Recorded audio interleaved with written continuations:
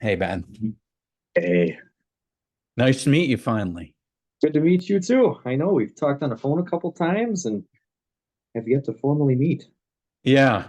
So I don't know really a lot about you. I think you talked to Nate a little bit before you joined, or how did you hear about HVAC20 and how did we get here? I kind of came across it by accident, actually. What kind of turned me on to it was the Facebook group that he has, that Advanced Comfort Troubleshooters. Advanced discussion. Okay. Right, right. Yep. Yeah, that's how I came across you guys. And then I started looking into it. The more I started looking into what you guys were preaching, I purchased some classes here and there, some onboarding classes for the HVAC 2.0 back in the Comfort Console days. And then, Okay. How far did most you get recently, through that? I made it all the way through actually. Wow. That's quite an accomplishment, I think. Well, I'll tell you what, it taught me a lot. And it certainly sped up my load calculation process, and it Okay. gave me better results. So That's awesome. I mean, that course is almost and might be actually more impressive than his book as far as a monumental creation. I would agree. Honestly, the book is really good. I think he does a Book's killer really job good. at Yeah, educating the homeowners, but in terms of educating the technicians and trying to help that lift, I think that course does a tremendous job on it. It did for me, at least. that's fantastic. That's great to hear. Um, so that's really informative because what we're trying to do now is have people just come in for free quote. So you are much better educated and informed than the typical salesperson is going to be because they're very unlikely to get to. I mean, if it's a filter funnel, a lot of people will take the first course and stop there. Some people will take the second course, which is the Sandler stuff, and that's the level up at this point. It's also the prep for the mindset that you're going to need to do Comfort Consult. But I think it's useful as a bridge, but it also is useful for increase leveling up the free quote. Um, does that make sense? Absolutely, it does. And honestly, I would argue that that's set up pretty good. I mean, if they go and start doing free quote, they start getting tremendous results with it, right? And then they start to come across these, whatever, maybe 20, 30% of clientele, whatever it works out to be, that has these chronic problems. Well, at that point, now you can start learning how to handle the other stuff, right? Maybe we take a step up to Comfort Console. In the Right. meantime, you're delivering killer customer, relations, right? Excellent customer and contractor experiences. So help me understand, have you been doing Comfort Consults? I have, actually. Okay. So, and have you been going all the way to the report? I have. I think And the process is set and up. using the report to sell? Yes. And what's your closing ratio seem to be for using for Comfort Consults to So project? I've ran, well, to be honest with you, because I'm still in the process of a business Okay. startup here. You and I have kind of discussed that a little bit over the Yeah. phone and text message. And I've ran 3 comfort consults within like the last 6 months.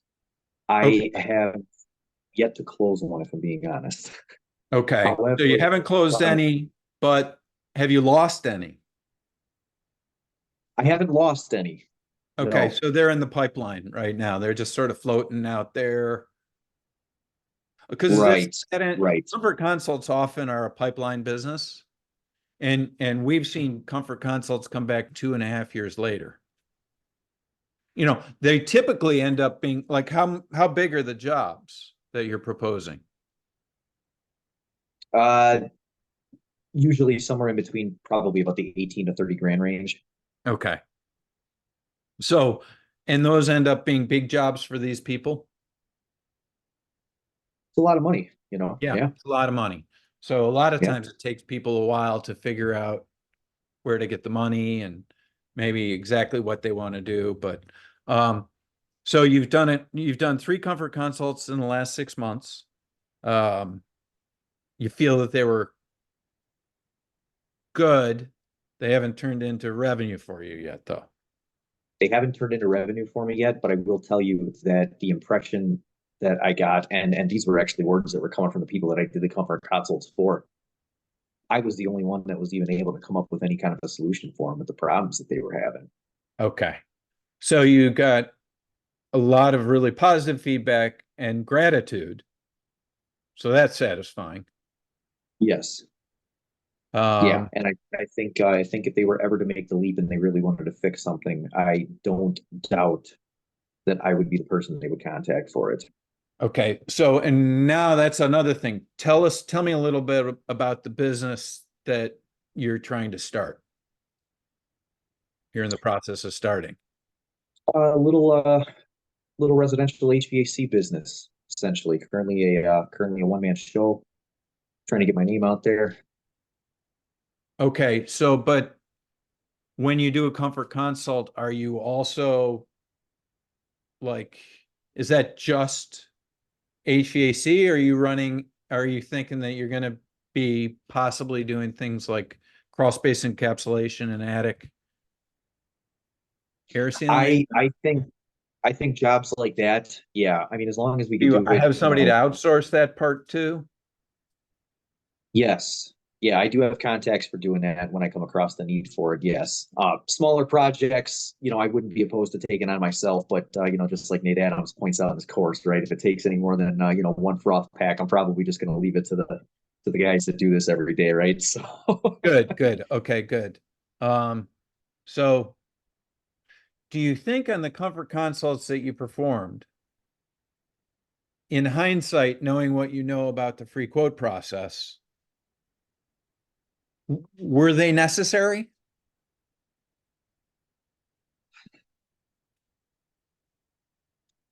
I would say that two of them were, one of them could have been free quote.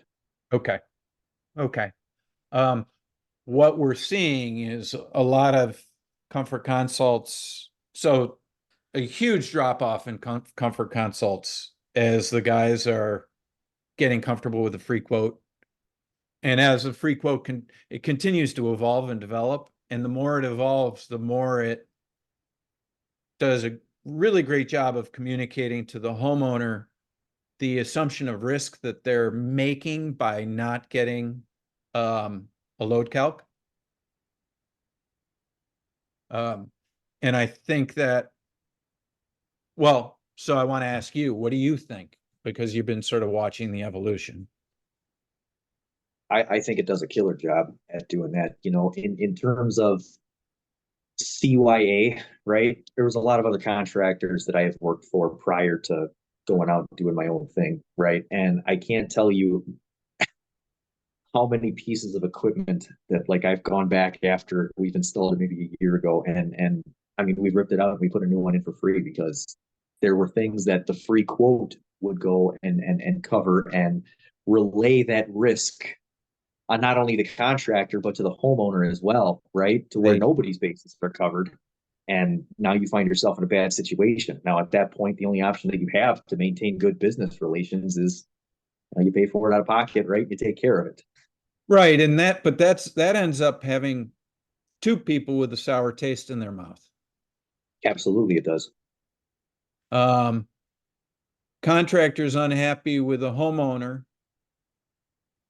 because they don't like replacing equipment for free.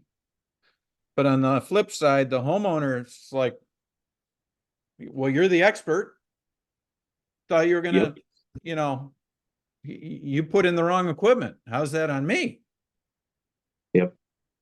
Um, It's funny because I worked for a contractor back in the day too. That we started to have a lot of noise complaints, right? And they were all due to static pressure. You know, we rip out the PSC motor, throw in an ECM, right? Now all of a sudden the ductwork is rattle cannon. They can't stand it. They're turning up the TV, the whole nine, right? And We saw this coming as soon as EC motors came out. We're like, yeah, this is going to be a problem because these motors want to see the airflow. And well, I the started seeing all ductwork this can't stuff before provide it. I started seeing all this stuff even before I came across you guys. And like, you know, the correlation of all of it wasn't quite there, right? Because it's like, well, what do we do about it now? Right. Right. And as soon as I came across the information from you guys, it's like all these lights just started going off. And I'm like, oh my God, all this makes sense. This is what we've been doing wrong this entire time. Yeah, Wow. we back in the day, I one of the contractors I worked for, we started having that problem. And on all of the two-stage units that we had gone and installed, even 45,000s, right?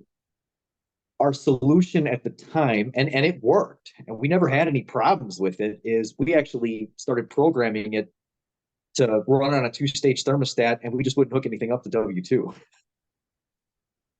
And it would take care of it for the most part. Such a bummer though, because it's, you know, wasted opportunity, wasted resource. And now all you're doing is I mean, if you haven't gotten feedback from the homeowner, they're probably uncomfortable, but not uncomfortable enough to bother calling. Right, right. And what you really want is the homeowner that's like, holy cow, my house is so much more comfortable. Thank you. Well, you know, it's funny that you mentioned that. What I seem to be finding, especially in the free quote process, at least, because I've ran probably about 5 or 6 of them now. How's your How closing rate much on people those? are about 60%, Okay. if I'm not mistaken. I'd have to go and do the math real And quick on it, but does it it's feel like bigger jobs than you otherwise would have sold? absolutely it is. It's not only bigger jobs, I'm making more money, but I'm putting in better equipment for these homeowners, right? And they love it. I mean, you can have all the knowledge in the world, right? You can fix every single problem that everybody has, but if you don't have a good, clear way to communicate that to these people and sell it to them, right? They're never going to buy it, and they're always going to be disappointed with the choices that they make.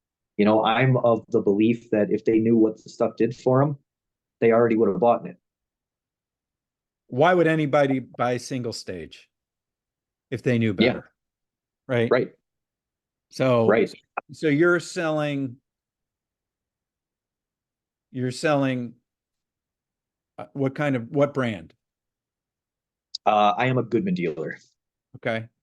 So, and they have like, I don't know that much about Goodman. They obviously have different tiers and communicating equipment and that sort of thing. So what is the equipment that you're finding people are really happy about? Goodman, what's Goodman So call it? the equipment, just given the season here, because you know this is when I really started Yeah. doing it. You know, mainly is top of the line modulating furnaces.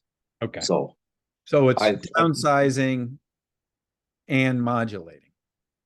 right, The right, combination of those or two, at getting least them to match the ductwork, and then the fact that it can throttle way down and keep running. right. Yep, Okay. yep, absolutely. You know what I've been selling a lot of too. The free quote has really been helping out. Lots of people have been very receptive to indoor air quality, right? Allergens, seasonal allergies, any kind of respiratory challenges. So I actually Good I'm filtration. surprised because prior to finding this process, I honestly never would have seen myself even selling something like this. But I've been selling actually a fair amount of the big airdrops as well. Oh, that's awesome. Yeah, the big airdrops and the good filtration and that helps you with your static. So Yeah, it's it like does. all these different stacking benefits when you start to think about all the different features and functions. So tell me a little bit about how you've been using the report to educate the homeowners. I have been using the report specifically because I mean we're going through the pain steps as we're going through the questionnaire, right? So maybe this is the wrong way to look at it, but I've been looking at it as before we get into like the presentation, right? You know, fulfillment, if you will, right? I've been looking at it as a way to get them back into the paint, right? So this is what we discussed. Now we have a nice, clean visual as to what we had discussed. Here it is on the charts, and people seem to really understand that real well instead of just you and I here having a conversation, about technical jargon this, technical jargon Right, that. right. You know, it Yeah. it puts it in a format that they can understand it. I can explain it in a real nice way, and I don't have to do it like I'm talking to them like they're 5 years old, right? Because I feel that that's disrespectful. So now you got to find that balance point. It's I much more feel of an like adult-adult relationship. And right, as far right, as doing the education, you can use Nate to do the education. Like Reedy says. So Nate Adams does this video where he beautifully explains this in a very short amount of time, way better than I could, and it would take me 3 times as long. And then people are like, "Oh, I want to see that." yeah. Well, Yeah. and the visual helps too, right? Because now it's for 4.5 minutes you're talking at them, but the visual at least helps keep them Right. engaged, Yeah. right? So the eyes don't gloss over. Right. Wow. So what we really need to do is get to the point where the smiley faces on the reports is robust so that you don't keep finding bugs. And then we'll probably have a product that could go wide release. I would 100% agree. I've been throwing you guys' information out on Facebook pages when people go and ask what kind of CRMs is everybody using. I want to sell more high end equipment that's going to help people out. How do I do it? Here's the link, right? Check out HVAC 2.0. Oh, thank you so much. Are you selling No, heat pumps too? I've got one in the pipeline. Yes. Okay. And to be honest with you, not only would that be the first one ever since working for another contractor, that would be the first one, of course, on my own as well. Oh, that's exciting.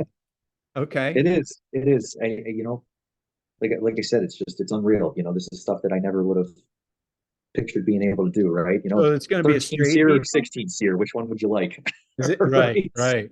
Is it going to be straight heat pump? Not a straight heat pump. It'll No, be a hybrid. it'll be a hybrid. Okay. So usually what we find is people selling start by selling hybrids because that ends up being more comfortable. And then they start getting the feedback from the homeowner that, wow, the house is actually more comfortable when the heat pump is running than when the furnace is running. And then if the thermostat has any kind of ability to log, you start to see the load. And you start Yep. to see that, oh my gosh, that heat pump is running, carrying 90% of the load of that house. And once you see that, then you're much more comfortable with the idea that you could stack resistance heat on top of that heat pump, and the resistance would come in and assist that pump for only 10% of the time. So it ends up not being, I mean, it used to be that heat pumps ran or the resistance ran and the two didn't run together. Like you lock the heat pump out at 35 degrees. I don't know why they did this. I'm comfort issues or what the heck, but it's sort of a legacy behavior. And the new equipment does such a nice job of staging the resistance on top of the heat pump that you're not heating the house with resistance. No, no, mine did beautifully. We had that cold snap up here in Wisconsin. Maybe Oh, so you have a heat pump. I ripped out my furnace actually and replaced it with a 2-ton heat pump, 6 kilowatt backup. So this is how you learn if you do it for yourself. That's fantastic. So you have Yeah, a two, I you only have two what's that? kW backup? I only have 6 kW. Yep. 6 kW backup. Okay. Still pretty small. Yeah. And you got a 2-ton heat pump. Yep. Okay, go ahead, tell me the Was story.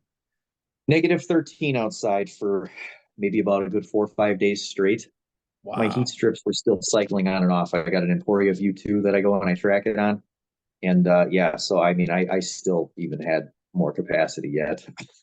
Oh my I God. got How big's the house? about 1,100 square feet, single story And ranch. blower door? Say again?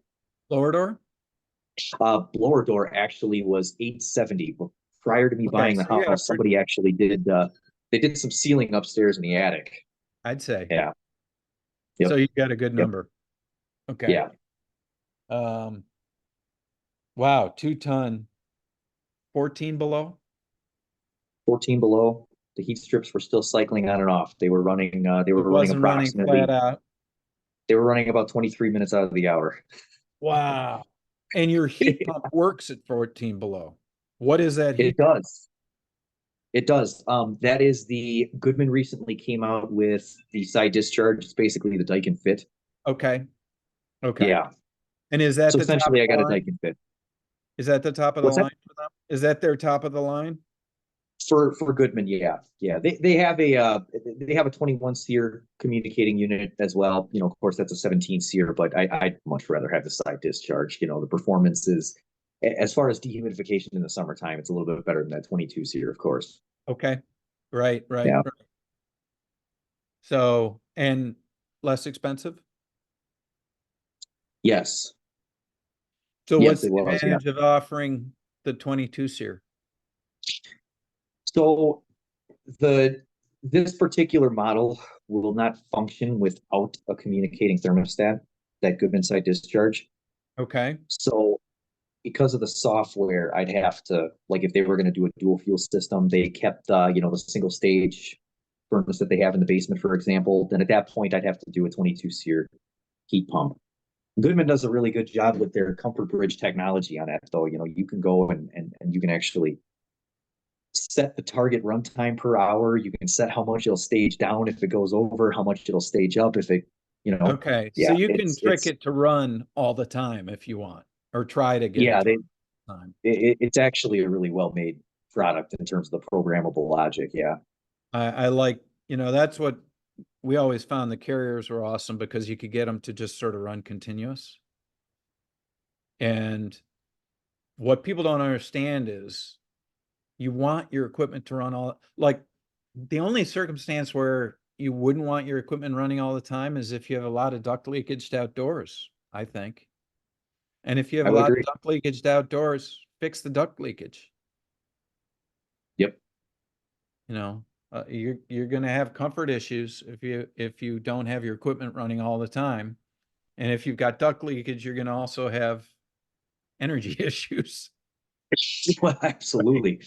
Handful of dust issues and all kinds of crazy stuff. You know.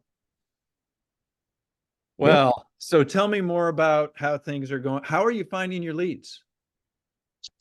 I am actually getting a fair amount of them through home warranty. Okay. So it was either that or we dump $10,000 that I didn't have laying around into Google pay-per-click ads, and so that's how I got my start. But what I'm looking forward to do, especially over the summertime, it's 66 degrees outside today, so we're pretty dead at the moment. But yeah, very very abnormal for a Wisconsin winter. But especially over the summertime, I am thrilled to see what this will do, at least for the install choices. So if they opt to have the warranty company provide the equipment, right, with whatever out-of-pocket costs that may be, on average, it's anywhere between like Oh, 25 and so you're 3,500 going to be bucks. using the free quote for warranty. I'm going to use it for warranty is what I'm going to do. And we're going to see if we can at least give the client some better install choices. And I So wouldn't you'll be just walk them surprised. right through it and then go to the install choices. And for warranty, they don't give you any ability to adjust the equipment. It's like, here's the equipment. They ask me for the equipment size when they're wanting to place the equipment order after it's been approved for replacement. So Okay. even though I tell them that the current one is 100,000 BTUs, it appears I've never actually done it to this point, like change the Okay. equipment size through a warranty company, but It appears that they give me the option to do that. So Oh, I actually sweet. did this yesterday for the first time last night at, I texted you at like 6:30 or Yeah. whatever, right? I just That got was a home. warranty call. It was Awesome. Carrier furnace. The heat exchanger was plugged up, right? 23 years old. And just for grins, I had taken the guy through the process. I'm like, let's see what happens. Right. Okay. We had gone through, we had tested the static pressure and all that. And Experimentation is our friend. Like you guys out there experimenting with stuff like this is fantastic. Thank you. oh yeah, no, I absolutely it Yeah. helps me out too, And so no, I went through and the guy scored like basically a 0 on the quiz, right? But as soon as we got to the static pressure testing, right, he was like, "Oh, nobody had ever done that for me before. Nobody Nobody's told ever me about explained this. this." Yeah. Right, right.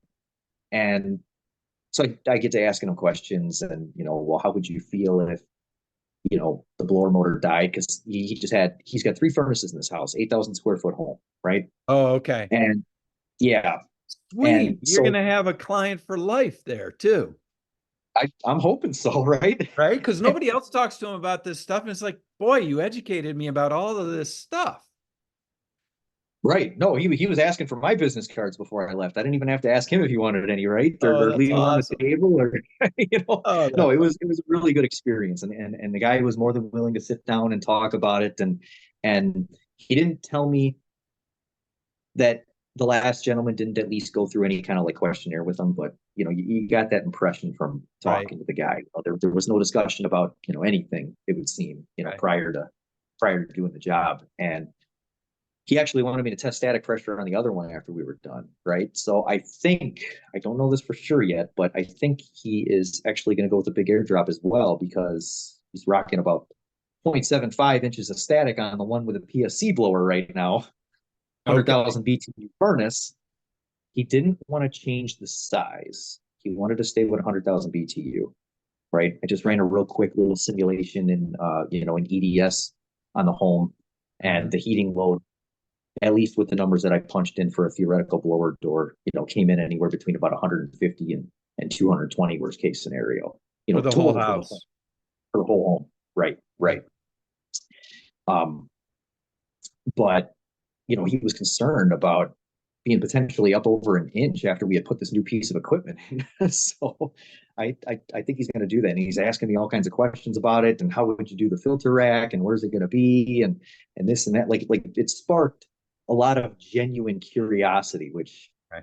was really neat to see, even on a warranty call. I mean, a lot of these So warranty it's single clients stage though, right? it is going to be single stage equipment. And he doesn't get the opportunity to upgrade that. Correct. Yeah. If he was going to do it, he would have to purchase the equipment directly through me, which I'm excited to see how this does, maybe even over the summer. They If won't people give are you having, a credit. They won't give you a credit at all. to The my warranty knowledge, company, like if he's like, look, I want modulating equipment instead of single stage, um, they won't be like, yeah, okay, so we'll give you $1,000 or whatever. no.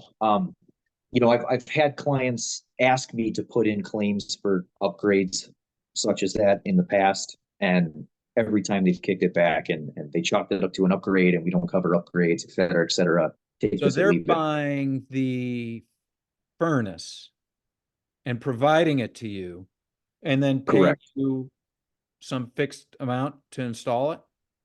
Yeah, it's a couple $100. The shame of it is they usually kick the majority of the cost over to the homeowner. So it's kind of a Right. shame that there's, but So how much it is what it is. how much is the homeowner really saving using the warranty? Like at Well, $1,500 or something like that?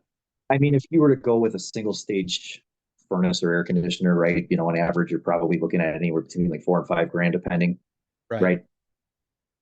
The homeowner's out of pocket costs when they're replacing a furnace like that typically ranges anywhere between about 25 and $3,500. So they're not saving much more over the cost of the furnace and maybe a couple gas nipple fittings. Wow. Okay. So I'm just trying to think if there's an opportunity for you to express to this homeowner. Like, this is how much you're gonna be paying with the warranty company participating for this equipment over here with none of the smiley faces. And then this is roughly what you'd pay, and you don't have to give him a fixed number, because ideally what you're doing is allowing him to come up with his ideal specification. And so give him a couple of other columns on the equipment. Because I know So I haven't, you're doing the columns for the install so that he can choose his install, but you might want to also do it for the equipment. see, I really like your mode of thinking. I actually did that maybe 2 weeks ago for a Okay. client. And I actually offered, because I understand. I mean, you spent a lot of money with the home warranty company. You sort of feel there's like you want to get something out of it, but this is a 15 to 20-year decision. Do you want to make a 15 to 20-year mistake just so that you can get $1,500 to $2,000 out of your home warranty company? right, right. Well, I've been toying with the idea of even just offering a partial buyback of their warranty. You know what I mean? So if they paid, I don't know, maybe 3 grand for the year, right?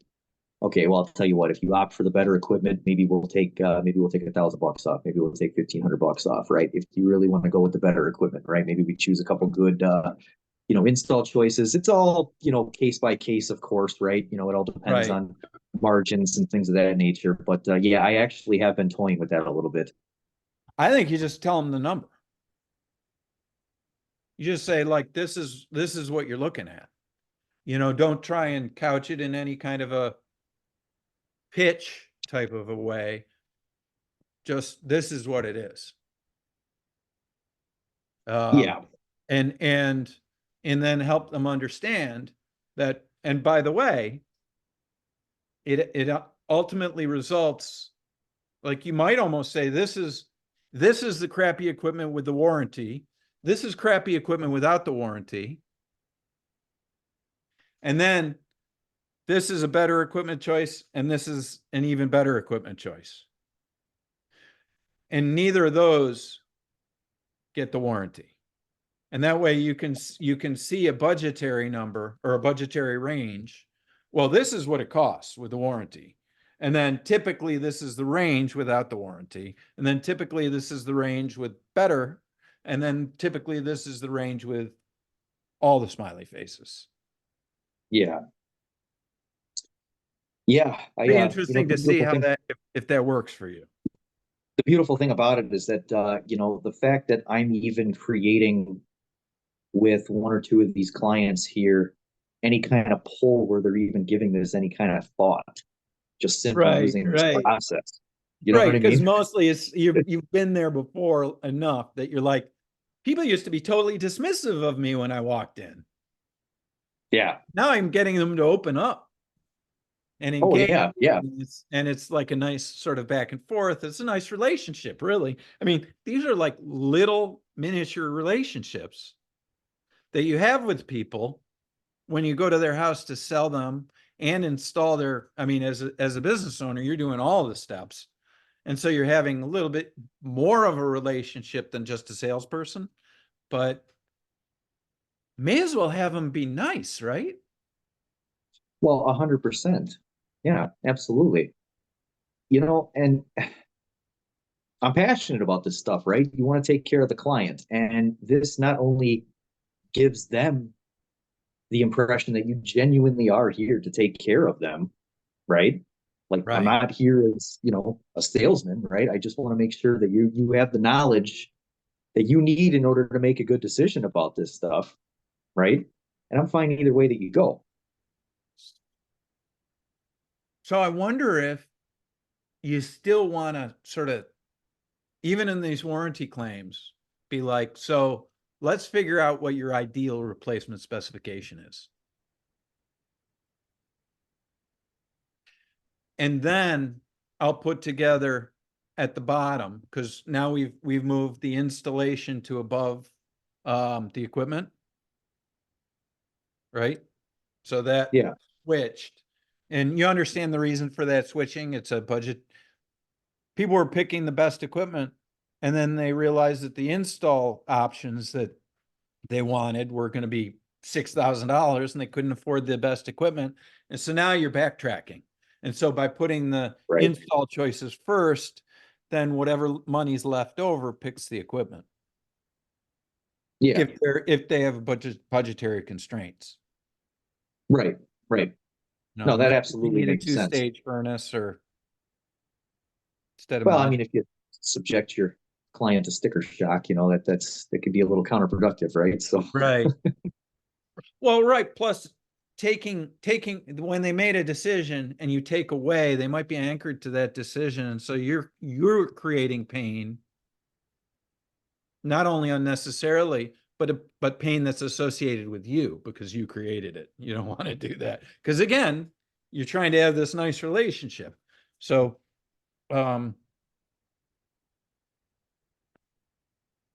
it feels to me like you could possibly build their ideal specification and then take them to the equipment choices and show them yes. this is what this equipment's going to cost you with the warranty company participating. This is what the equipment's going to cost you or would cost you if you didn't have warranty, so that they can see the difference. Because if you don't know what the difference is, you can obsess about it. And if you Yep. know what the difference is, then you can very quickly make a decision whether it matters or it doesn't. And if you can take the warranty decision out of the equation or make it clear that it absolutely is part of the equation, that'll help you as well as them. Yep. Absolutely, it will. Um, Well, yeah, sure. Then they make couple dollars more of an investment for some better install choices. So, well, how long are you going to be in this house? Oh, you think you're going to be here only 4 or 5 years? Yeah. So you'll survive with crappy equipment for 4 or 5 years. A lot of people live with it. But if you're going to stay here for 15 or 20 years or longer, like, don't do this to yourself to save $3,000 or whatever it ends up being. yep. Or do it. But this way, what you've done is what? Starts with an R. Responsibly avoided responsibility. Right? Yeah. No, and seriously, that's a huge thing, and I not to poo-poo on some of these other contractors that I've worked for, I mean, you don't know what you don't know, but I mean, it's just the job that this does of doing that, not only for you, but for the homeowner as well. I think it's beautifully crafted. That's so wonderful to hear. Is it obvious? Like, how do you make it obvious to people who don't understand? Like, if we're having trouble getting salespeople, what are we doing wrong? Or what could we be doing differently? To attract other salespersons is what you're asking, right? Yeah. You guys mainly, for the most part, have been marketing the fact that we're avoiding all of these mistakes, right? We're avoiding responsibility. We're trying to improve customer relations and all of that, right? I feel like, because I've worked for a couple of the bigger, heavy sales oriented companies around here, and I've also followed up on some of their work. I'm not sure they're so concerned necessarily about avoiding the responsibility. I would almost the impression that I get is that would be an added benefit as a result of using the process. I would think if you're a salesperson struggling to close on higher end equipment because you don't have a structured way to get to the homeowner's reason for purchasing the equipment, this would be the process, or at least something very similar that you would want to use so that these people are making these better equipment decisions for the right reasons instead of using, relying on pure And the fear chance, which is what argument. I feel like Yeah. that's my argument. Okay. So what you're saying is, do you want to sell the best equipment that your clients can afford every time? Every time. That's the way I would describe it. Yes. Okay. Because that's kind of what it does, isn't it? It's like everybody talks about how much better the equipment is that they're selling. But if you break it down, what's happening is the homeowner very clearly understands all the, features and benefits associated with equipment and an equipment installation decision. And the only thing that keeps them from buying the best, because when people see the smiley faces, they always want the best, is if they can't afford it. Right. Right. Yeah. That's 100% the experience that I'm having with it. They're looking at it from budget. A lot of these clients that I've done the free quote for are looking at it and they're like, I really would like that best equipment, but I really like that best equipment. maybe we'll settle on and I'll look at my financing options for a 2-stage heat pump and the big airdrop and maybe Okay. fresh air, for example. Oh God, That's I been my love hearing experience with that. it. Thank you. That's the kind of help we need, I think, is the messaging. So the companies that you worked for, bigger companies. Well, I've seen this too. It's like the salesmen have no accountability with regard to oversizing the equipment.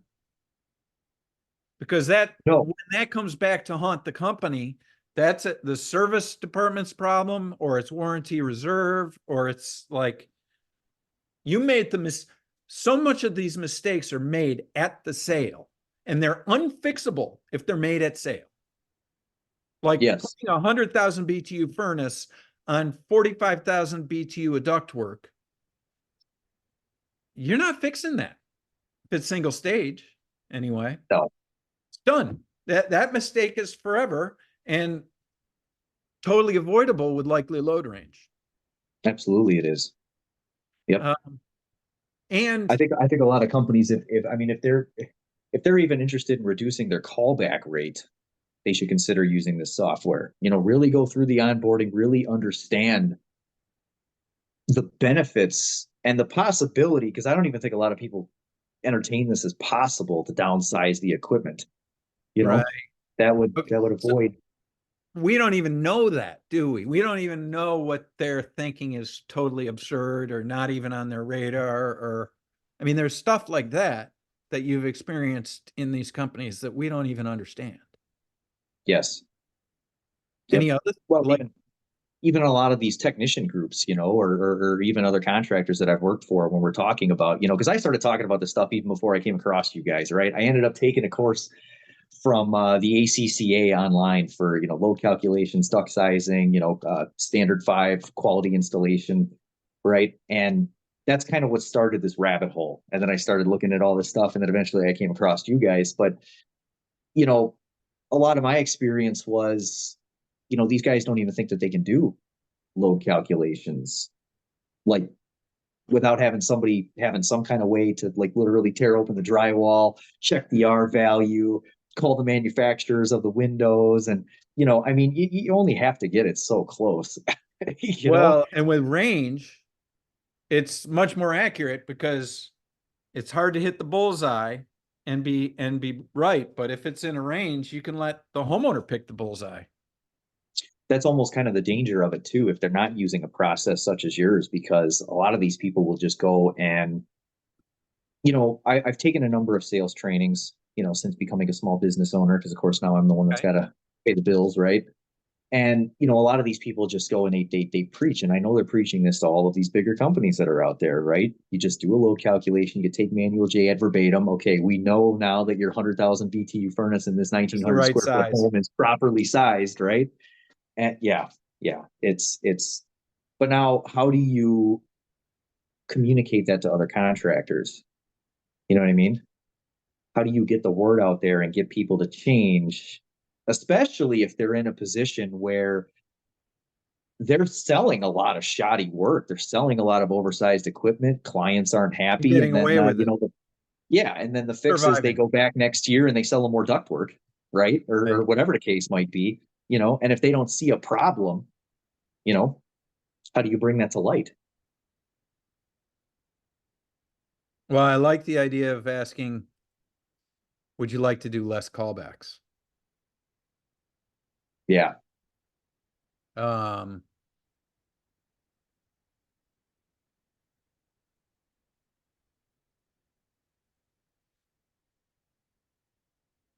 One of the things that I've found is there seems to be a disconnect between the callbacks and the warranty reserve and customer satisfaction and that initial sale. Like, it doesn't matter how they make the sale, so long as they get the sale. There's no punishment for making the sale really badly. I agree.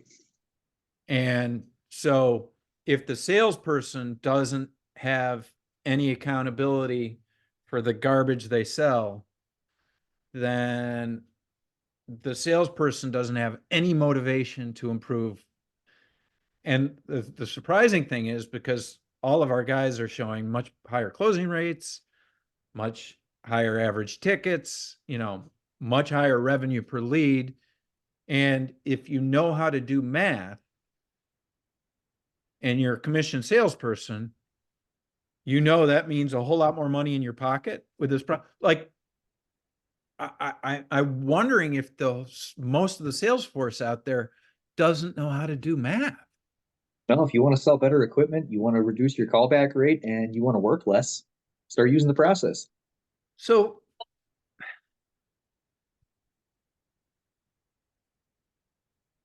how do you make those things connected? Like, who is the person that pays for bad equipment install?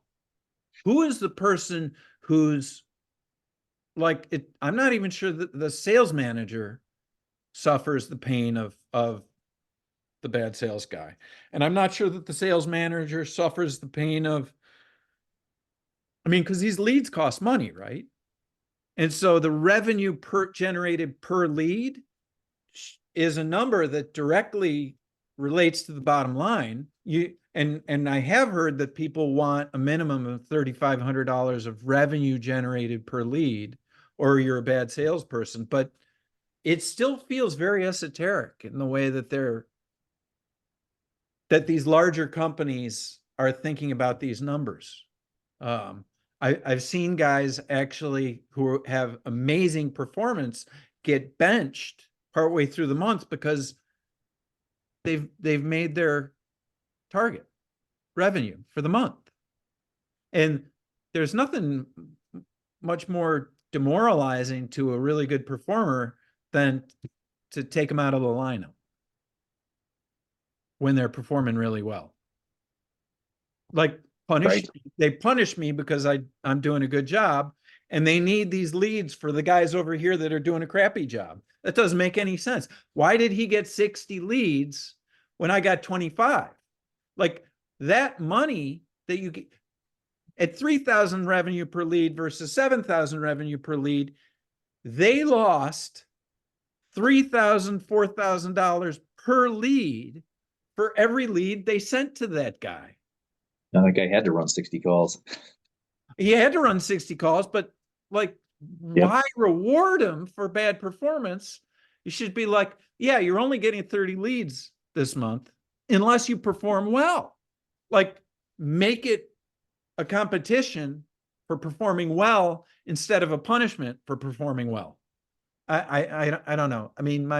I have a mathematic mindset, and so I don't understand these other motivations. It's kind of confusing to me. Anyway, I could chew your ear off.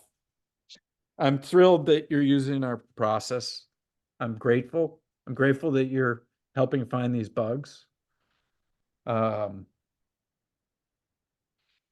hopefully we'll figure out a way to articulate to folks that a documented sales process that's repeatable over and over again really helps having happy clients and avoiding callbacks. Yep, absolutely it does.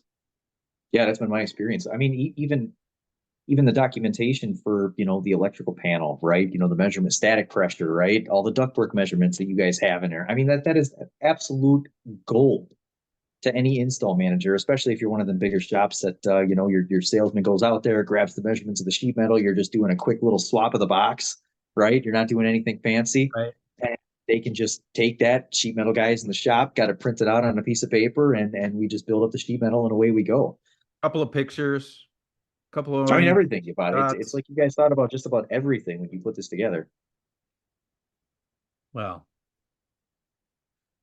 anything that you want to end on, and then I'll stop the recording and we could chat. If you're watching this video and if you're not using it yet, start using the free quote process. I like that. I'll probably make a clip of that. Thank you. Okay, Ben, so you were just telling me about your first time using the HVAC20 free quote process. And it sounds like you didn't do a whole bunch of practice. No. Prior to me going out and using it, I didn't do hardly any practice. I had gone through, I set up the templates so that I had something to present to them, of course, right? Uh-huh. At this point, I haven't even done the onboarding to be 100% transparent, right? I ended up doing the onboarding later on. And oh, that's awesome. yeah. And like the situation was, carrier heat exchanger, the thing was plugged up, right? So this wasn't the warranty call that you and I were talking about. This is a different one. Okay. And literally by accident, I mean, I'm stumbling my way through this process. I'm still kind of getting familiar with the questions, right? Did And you of course, ask as you them? read, Did you ask them did you tell them this is my first time using this? Please be patient with me. Or did you just just wing it? to be transparent, I did not. I actually just went for it. You just went for it. I just went for it. No, literally the first time that I used the process, I went through, asked them the questions, and at this point, I'm pretty much following it verbatim, because Right. I don't have a good flow of things where I can ask the follow-up questions that this process is supposed to generate, right? The conversation starters. Right. And literally through the use of the educational videos that you guys have, through the 6 functions of HVAC, comparing it to a car. I mean, literally all of that stuff. It's like it worked magic on its own. I mean, I sold a $10,000 furnace with a big airdrop, and it was like it was almost on accident. Oh, I love hearing these stories. So the other thing that you and I sort of uncovered in our conversation was this is a sales process that's backed by software. And so one of the value propositions is to owners and sales managers, see what your salespeople are doing out there with your leads.